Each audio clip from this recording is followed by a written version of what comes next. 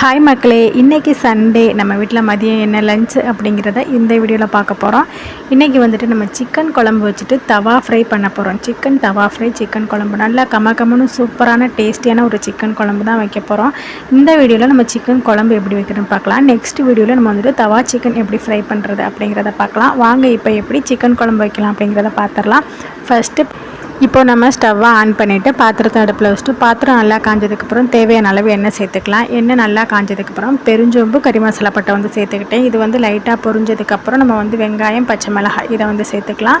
சேர்த்துட்டு நம்ம வந்துட்டு வதக்க வேண்டியதான். இது கூடவே வந்துட்டு நம்ம கருவேப்பிலையும் சேர்த்து நல்லா வந்து வதக்கிக்கலாம். வெங்காயம் வந்து கொஞ்சம் நல்லா வதங்கணும், அப்போ தான் வந்துட்டு குழம்பு கொஞ்சம் நல்லா டேஸ்ட்டாக இருக்கும். வெங்காயம் நல்லா வதக்கிட்டு அதுக்கப்புறம் இஞ்சி பூண்டு பேஸ்ட் வந்துட்டு தேவையான அளவு சேர்த்துட்டு இதை நல்லா வந்து வதக்கியாச்சு. வெங்காயம் கூடவே சேர்த்து இஞ்சி பூண்டு பேஸ்ட்டும் நல்லா வதக்கிட்டு இஞ்சி பூண்டோட பச்சை வாசனையெல்லாம் போகிற வரைக்கும் நல்லா வதக்கிட்டேன். அதுக்கப்புறம் வந்துட்டு தக்காளி சேர்த்துட்டேன். தக்காளி வந்து கட் பண்ணலாம், ஆர்வ கோளாறுல பாதி தக்காளியை கட் பண்ணாமல் ஒரு தூக்கி போட்டு அப்படியே வந்துட்டு பாதி தக்காளி கிடந்துச்சு. அப்புறம் மறுபடியும் எடுத்து அதை வந்து கட் பண்ணி போட்டுருந்தேன். இல்லைன்னா கொஞ்சம் வதங்குறதுக்கு டைம் ஆகிற மாதிரி இருக்கும், அதனால். அப்புறம் வந்துட்டு தக்காளி வந்து வதக்கிட்டேன். கொஞ்சமாக கல் உப்பு சேர்த்துக்கிட்டோம் அப்படின்னா தக்காளி சீக்கிரமாக வதங்கிடும். சும்மா 2 தக்காளி நல்லா வதங்கின பிறகு கழுவி வச்சுருக்க சிக்கனை வந்து சேர்த்தாச்சு. சிக்கனை நல்லா சேர்த்துட்டு நம்ம வந்துட்டு வதக்கிட வேண்டியதான். வதக்கிட்டு அதுக்கப்புறம் தேவையான பொருள் என்னென்ன அப்படிங்கிறத நம்ம வந்து சேர்த்துடலாம். நம்ம எப்போயுமே சிக்கனை வந்து நம்ம எண்ணெய் கூட சேர்த்து வதக்கும்போது, தாளிப்போ கூட வந்து நம்ம சேர்த்து வதக்கும்போது நல்ல ஒரு வாசனை கிடைக்கும். குழம்பு டேஸ்ட் வந்துட்டு நல்லாயிருக்கும். இது கூட வந்துட்டு 2 உருளைக்கிழங்கு வந்துட்டு கட் பண்ணி வச்சுருக்கேன். சிக்கன் குழம்புல உருளைக்கிழங்கு போட்டு சாப்பிட்டா நல்லா டேஸ்ட்டாக இருக்கும். நல்லா வந்து சிக்கனை வந்து வதக்கியாச்சு. இது வதக்கும் போதே கறி வந்து கொஞ்சம் சுருண்டுரும். அந்த தண்ணி சிக்கன்லேருந்து கொஞ்சம் தண்ணியெலாம் வெளியில் வரும்ல, அப்போயே வந்துட்டு கொஞ்சம் நல்ல வாசனையாக இருக்கும்.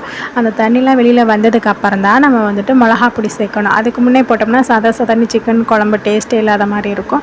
இப்போ குழம்பு மிளகாத்தூள் கொஞ்சம் சேர்த்துட்டு அது கூடவே வந்துட்டு கரம் மசாலா கொஞ்சம், அப்புறம் சிக்கன் குழம்பு மசாலான்ட்டு விற்கும்ல, அந்த பொடி வந்து கொஞ்சம் சேர்த்துருக்கேன். அது வந்துட்டு சேர்த்தா கொஞ்சம் நல்லா இருக்கும் குழம்பு டேஸ்ட்டு. நல்ல வாசனையாகவும் நல்லா அது ஒரு டேஸ்ட்டாக இருக்கும். எனக்கு வந்துட்டு அது ரொம்ப பிடிக்கும். அந்த பாக்கெட்டில் சிக்கன் குழம்பு மசாலா பாக்கெட்டில் கொஞ்சோண்டு ஒரு 1/2 பாக்கெட் அளவு சேர்த்துட்டு நல்லா மிக்ஸ் பண்ணிவிட்டு இப்போ வந்துட்டு குழம்புக்கு தேவையான அளவு தண்ணி வந்து சேர்த்துட்டு நான் வந்து ரொம்ப தண்ணியெல்லாம் வைக்கல, கொஞ்சம் நல்லா திக்னஸாக தான் வைக்கிறேன். குழம்புக்கு தேவையான அளவு தண்ணி சேர்த்துட்டு உப்பு வந்து தேவையான அளவு சேர்த்துட்டு நல்லா மிக்ஸ் பண்ணி விட்டு உப்பு காரம் எல்லாம் கரெக்டாக இருக்கான்னு செக் பண்ணிவிட்டு தட்டு போட்டு மூடி வச்சிடணும். இப்போ குழம்பு வந்துட்டு நல்லா கலகலன்னு கொதிச்சு வத்திருச்சு. அந்த வத்தி தண்ணியெலாம் வந்து நம்ம ஊற்றின எண்ணெயெல்லாம் வந்து பிரிஞ்சு வந்துடும். அதுக்கப்புறம் தான் வந்துட்டு நம்ம வந்து தேங்காய் அரைச்சி ஊற்றணும். இந்த தேங்காயில் நான் வந்துட்டு ஒரு சீக்ரெட் மசாலா அரைச்சிருக்கேன். என்ன அப்படின்னு கேட்டிங்கன்னா, தேங்காய் 2 முந்திரி பருப்பு, கொஞ்சோண்டு கசகசா, இது எல்லாத்தையும் சேர்த்து நம்ம அரைச்சி ஊற்றினோம்னா குழம்போட டேஸ்ட்டும் வாசனையும் செம்மையாக இருக்கும். நீங்கள் வேணால் ட்ரை பண்ணி பாருங்கள். தேங்காய் அரைச்சி ஊற்றிட்டு மறுபடியும் தட்டு போட்டு மூடிட்டு ஒரு கொதிச்சதுக்கப்புறம் ஆஃப் பண்ணிட வேண்டியதான். தேங்காய் அரைச்சி ஊற்றினதுக்கப்புறம் ரொம்ப நேரம் குழம்பு கொதிச்சிச்சு அப்படின்னா குழம்பு வந்துட்டு சுத்தமாக டேஸ்ட்டு நல்லாவே இருக்காது. அதனால் சும்மா லைட்டாக ஒரு கொதிச்சதுக்கப்புறம் கொத்தமல்லி இலை தூவிட்டு அடுப்பை ஆஃப் பண்ணிட வேண்டியதான். அவ்வளோதான், சூப்பரான சிக்கன் குழம்பு வந்துட்டு ரெடி ஆயிடுச்சு. இதுதான் வந்து எங்கள் வீட்டில் வந்துட்டு மதிய சாப்பாடு. இந்த மாதிரி சிக்கன் குழம்பு நீங்கள் வந்துட்டு கண்டிப்பாக ட்ரை பண்ணி பாருங்கள். ட்ரை பண்ணி பார்த்துட்டு எப்படி இருந்துச்சு அப்படின்ட்டு கமெண்ட்டில் சொல்லுங்கள். வேறு ஒரு வீடியோவில் பார்க்கலாம். ஓகே, டாட்டா, பாய்.